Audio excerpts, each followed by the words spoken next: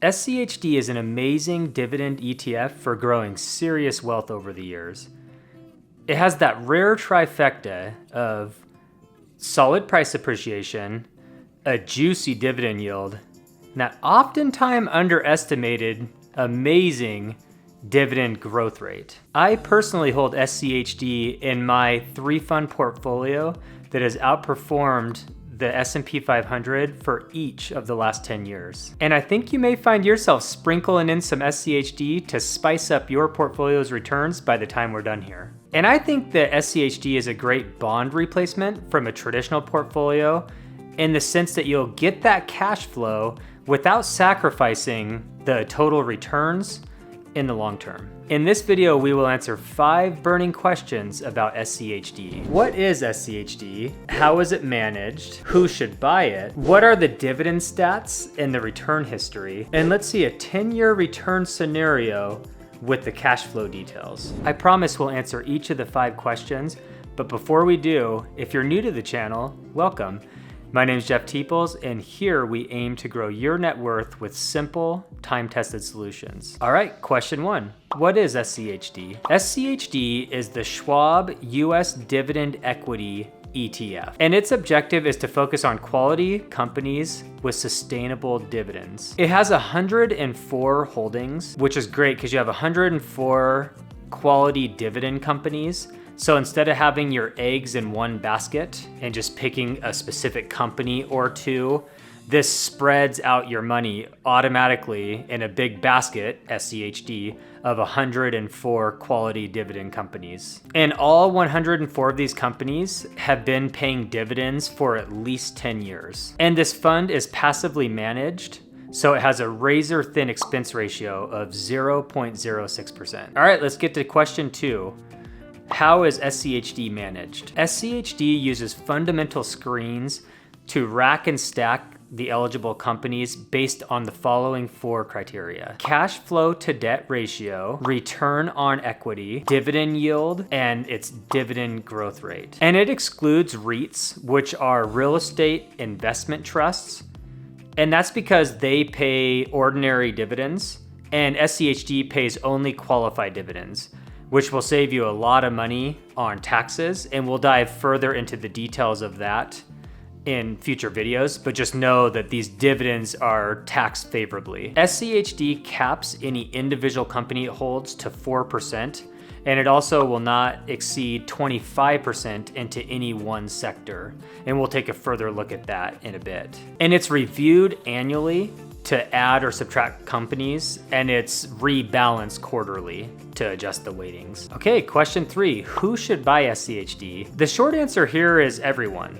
Like I mentioned earlier, I think the SCHD is a great replacement for the bond portion of a traditional portfolio. SCHD will pay a higher dividend, and it also has a much higher dividend growth rate. And its total price appreciation, while it will fluctuate with the market, it won't be as extreme as the growth stocks, and over long periods of time, it will produce superior returns compared to really any bond ETF that you can hold. Now, as far as who should allocate more SCHD in their portfolio, I would say that's someone that's looking for more cash flow now, looking for those juicy dividend payments sooner rather than later. Generally speaking, but not always, the older you are, the more SCHD you'll want allocated to your portfolio. As an example, I'm 41, so I'm about middle-aged, and I have about a third of my portfolio as SCHD. About a third of my portfolio is VU, which is the S&P 500 ETF. And then the other third of my portfolio is a high growth technology-based ETF, also from Vanguard, VGT. So as someone who's middle-aged, I have about a third of each. If I was retired and living on Social Security and other income flows, I'd probably have, possibly 80% SCHD to keep the dividends rolling in. Now, if I was a 22-year-old and I just got my first career job out of college, I might just have a little touch of SCHD, but the vast majority would be VOO and VGT, because I have many years to grow, so I'm not necessarily afraid of the roller coaster that could take me down 30% in a heartbeat, because over time, the growth stocks tend to perform well over 20 plus year stretches.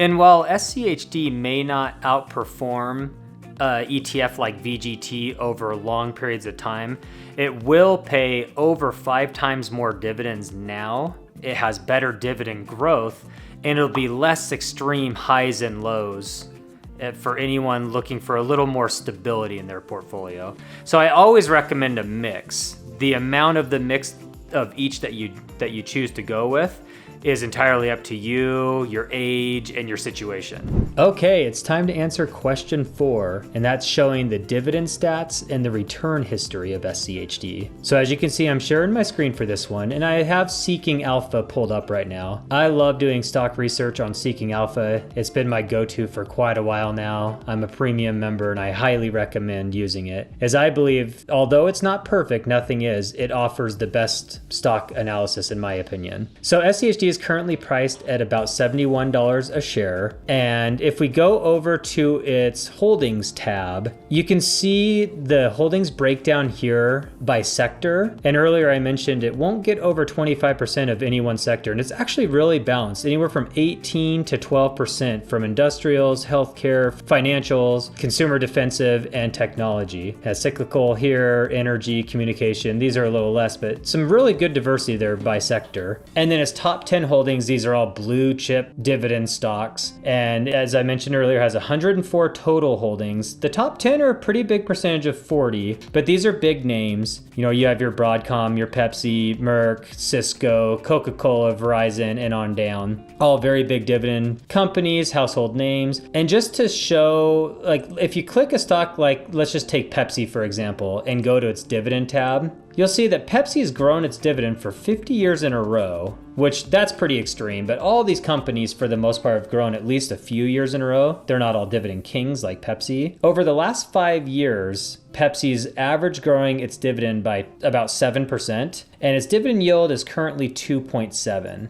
So Pepsi is one of 104 companies that piles into SCHD, which gives it some balance. But that I just use that as context because as we go over to the dividend tab for SCHD, we look at its dividend scorecard. So SCHD, when you take the weighted average of all those companies flowing into it, it has a very high dividend yield of 3.64%. And this number will change based on the current price. What is more steady is the trailing 12-month dividend payout. So over the last 4 quarters, for every 1 share of SCHD you hold, it's paid you $2.60 of dividends. And over the past 5 years, it's averaged growing its dividend about 14% per year, which at that rate, you'll double your dividend amount per share in just over 5 years. That's a pretty absurd growth rate. So it has a lot of high growing companies. And then SCHD itself has increased each of the last 10 years, which is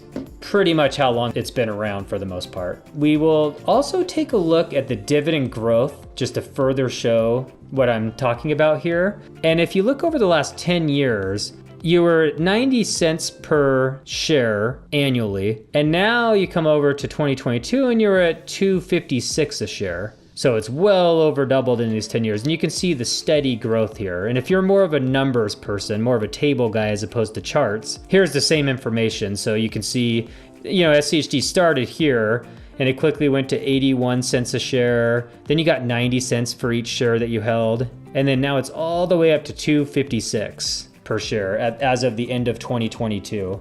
They're really growing that dividend over time.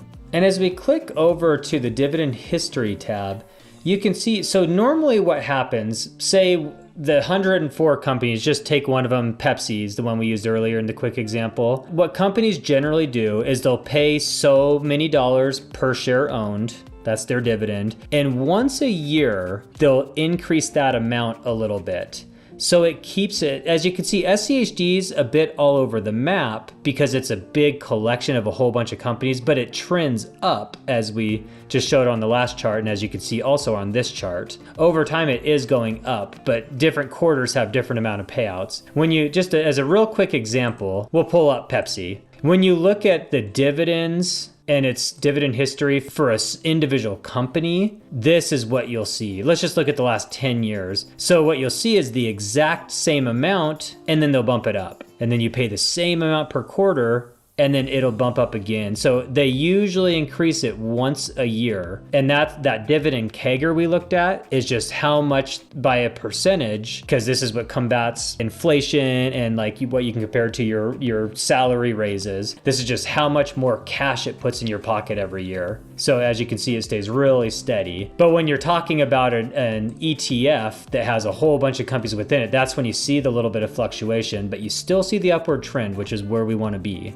And then of course, you want to look at the price of it as well. Let's go over the last 5 years here. For SCHD is up 41%, and that's strictly its price appreciation. Let's also add total return, which includes dividends in it, as if you reinvested them. So its total return is 68% over the last 5 years. If we zoom out a little and go 10, in the last 10 years, SCHD is up nearly 200% total return. Just its price appreciation is 119. So that those dividends reinvested, they make a big deal over time. They were about 79% of the total return in the last 10 years. I just wanted to show that. So you have total return, which is everything including dividends, and price return is strictly, like right now it's $70 a share. Back here, it was, in the 20s, and I'll show that in the next scenario that we run through.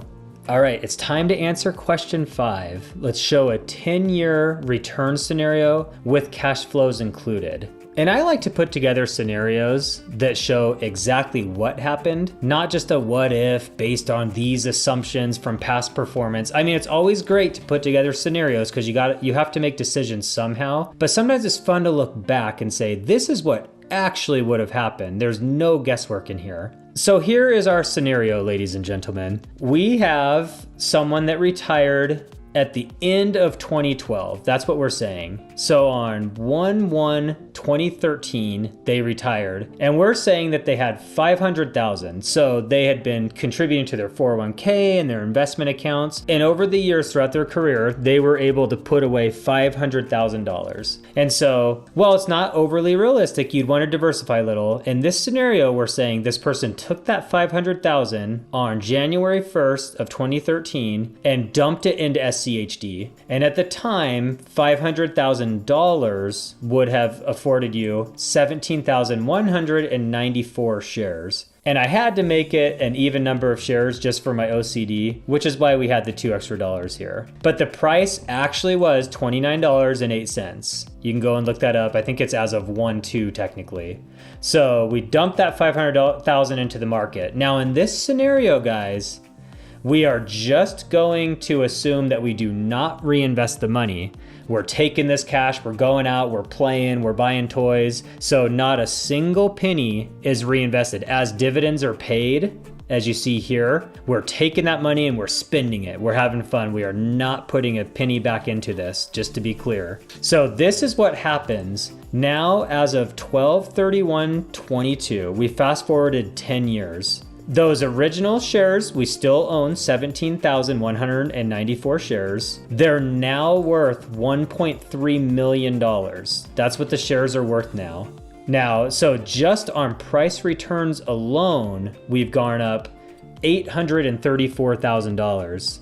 Now we've also received, and I didn't count 2012 because I said, from 2013 on, you can see here it starts on 2013. So we've received $270,000 of just straight up cash dividends. So you can see the very first year of retirement, it was only 90 cents per share for that year.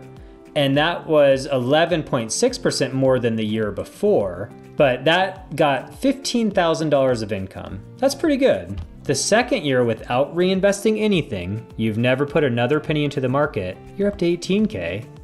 Then 20, 22, 23, it slowed down a little here, and you can see that with the year-over-year growth. But when you fast forward to 2022, without doing anything, not lifting a finger, in your sleep, you're up to $44,000 of dividend income per year. With the same amount of shares, same amount of initial cost basis, you're now worth this, and you've received a bunch of dividends, and your total return, so your price appreciation and your dividends, is over $1 million. Okay, I think that about does it for this video. I hope that example helps show the power of dividend stocks and dividend ETFs and how they can grow your wealth over time. Without you lifting a finger, you're making money in your sleep. If you enjoyed this video, please do me a favor and give it a like, tell a friend about it. It really helps the channel grow and it helps me reach more people, and I appreciate you. Thank you so much for watching, and I will see you in next week's video. Peace.